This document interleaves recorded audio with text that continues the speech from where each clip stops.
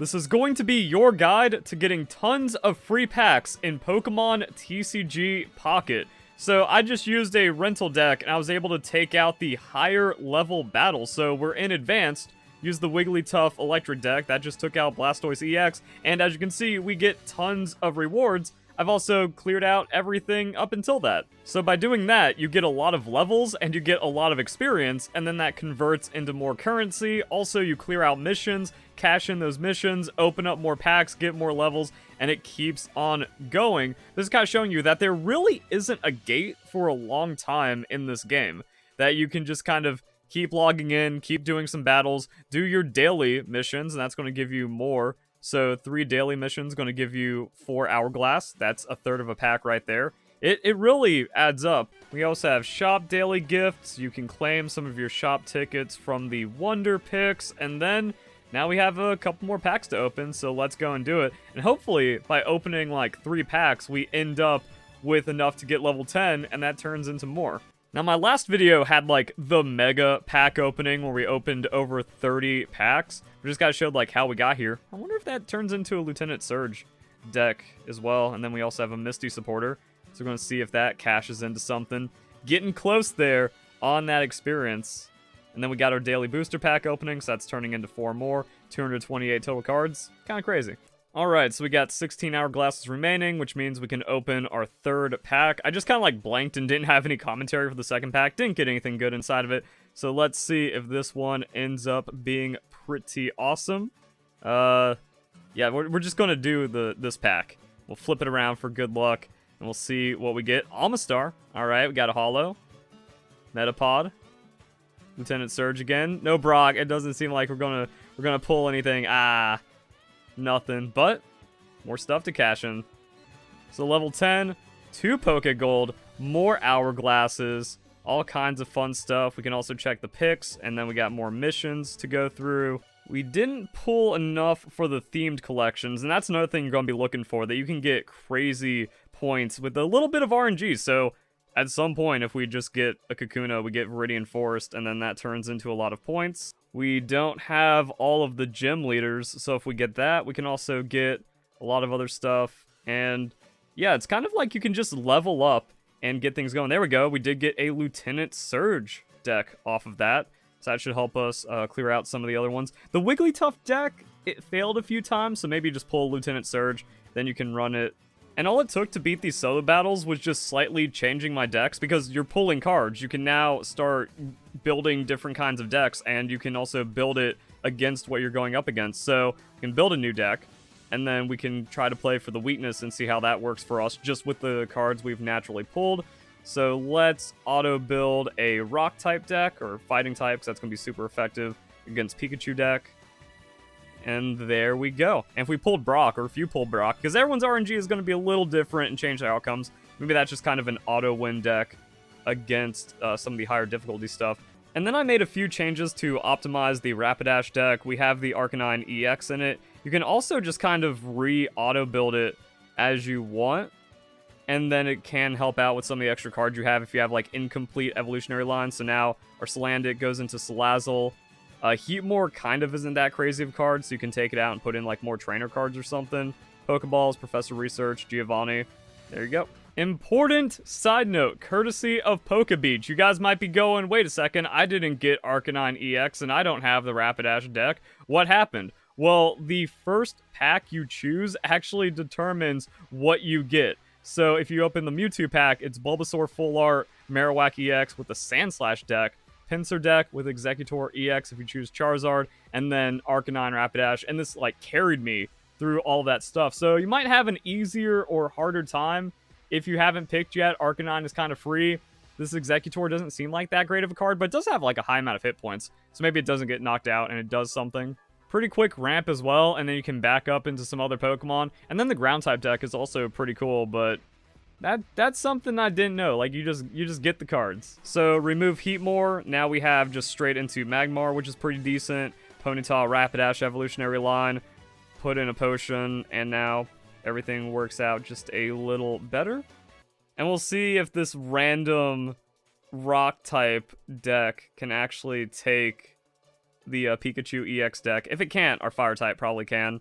Then we're going to be good to go right there. Okay, we managed to get our Marowak EX out in auto battle.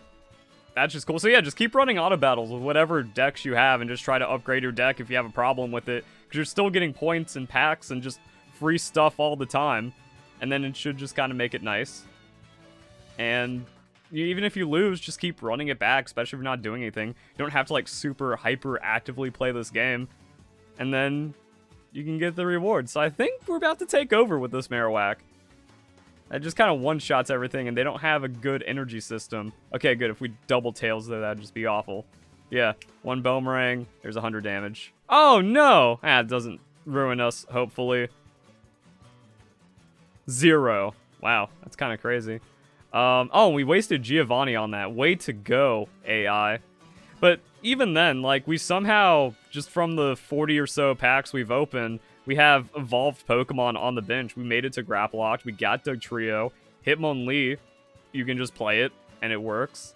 We lose our EX. That's not the end of the game, but it looks like we should still be able to wrap this one up. You can just kind of do that with whatever typings you need to piece together if you don't pull the trainer cards to then build the extra decks. I think we're all right. And then what do we get for our efforts? We get some shop tickets. We get some experience, a fat chunk of experience. And then 5 Hourglass, which is cool. And we can just keep running it down with this. Nice. And completing 9 advanced missions gives you all kinds of crazy rewards. So if you want to do the one where you add a flare to a card, you can actually buy multiple cards super easy in the shop. Like if you just get unlucky, you don't get duplicates, there you go.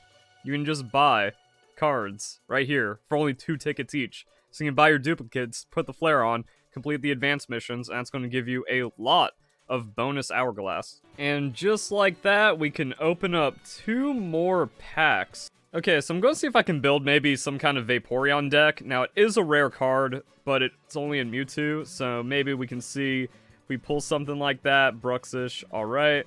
We can open up 1 more pack, get a touch of experience, pack points, all that fun stuff. And we didn't get it.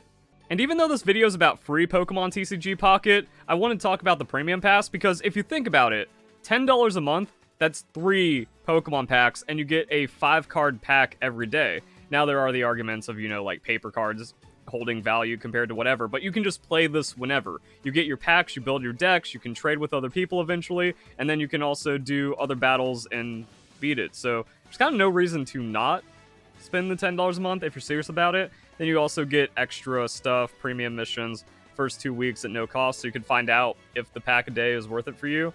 And then you can go into the missions and you have all this extra premium stuff. So that's going to give you some extra bonuses, but it's only like 1 pack Hourglass for 7 Wonder Picks. Then you do the logins, and then you have premium shop stuff, collecting 99 cards, collecting different rarity cards. So it's not like, oh, super duper pay to win, but it is nice. It turns out to be an extra pack or so, and then that gives you the premium shop, which also doesn't have anything crazy. It's mostly cosmetics. It's mostly you play for the pack a day.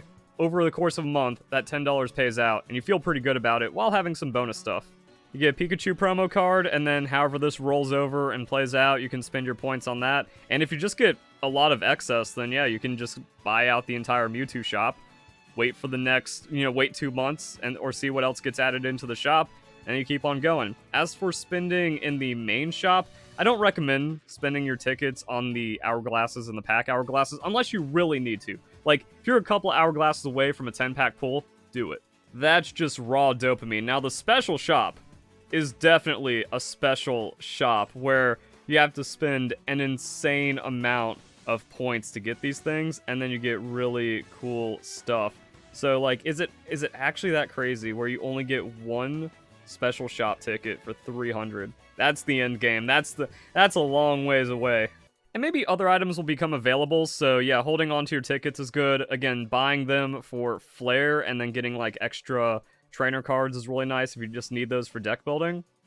And then you can get some other cool stuff, like covers for your binders, yeah, if you want to pimp out like that.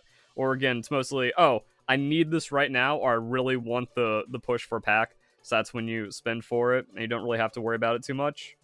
And yeah, we hit level 10 in like 6 hours, so that's kind of neat. And so far, I'm not gated on the battling, so I can keep autoing through all of this. I think I even have a Koga deck for this, so we can swap out rental deck, go Koga, It's even recommended. So we pull a Koga, we do this, we battle, and then we keep going. So if we clean out all this, then we're getting more packs, more levels, more stuff, build custom decks, build stronger decks, and then it starts mattering. But overall, for like free packs, yeah, you can actually grind through the game with without a lot of friction, and it's pretty good. So if you guys enjoy the video, hope you all have a nice day. Thank you very much for watching.